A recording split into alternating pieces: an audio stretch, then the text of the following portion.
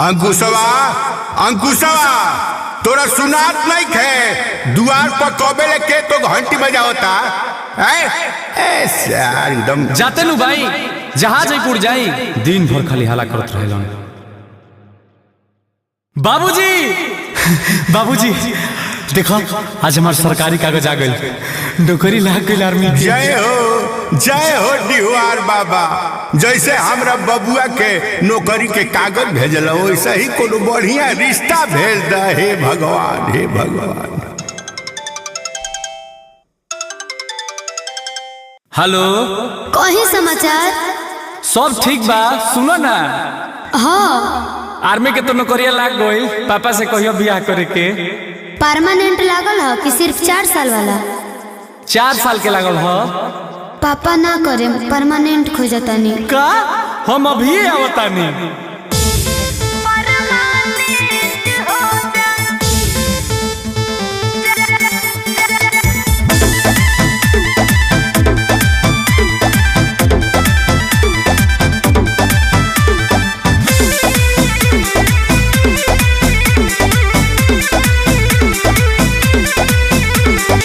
लाग गई जो सरकारी सनम हो, तोहरा के बड़ी खुश राखब हम हो।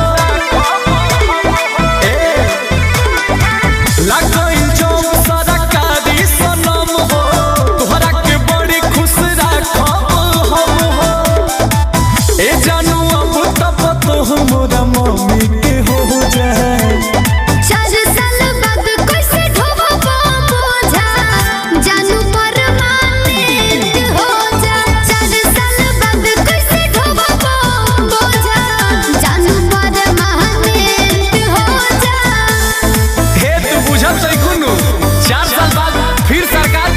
विभाग में भेज दी, दुल्हा सरकारी रही। ना हो, हम अपना बाबूजी के जानतानी, उनका ये सब झोल झाल पसंद ना हो। नौकरी मिला तो बड़ी हो भागे, ले लेनी जवाने आइल हो आगे, समझ तू हाला।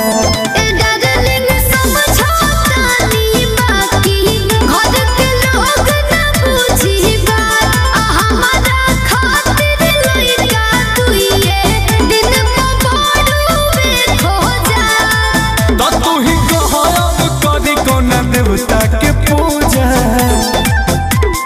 4 साल बाद कैसे ढोबा बोझा, जानू परमानेंट हो जा। 4 साल बाद कैसे ढोबा बोझा, जानू परमानेंट हो जा। वाई हो दादा, सब हमार दौड़ल धूपल पानी करबू का? पागल कर देलू एकदम। ए तो हमरा समझ में नहीं आवत, मेहनत कम कर लेला का? ई 4 साल वाला में कैसे घुस गेला? ए हम तारा प्यार में इतना पागल रही कि 4 और 24 बुझाता। अच्छा म्यूजिक बाय आर्या शर्मा। तोहरा से शादी करे खातिर कइनी परिश्रम दिनो राती, तबे मिलल वरदी।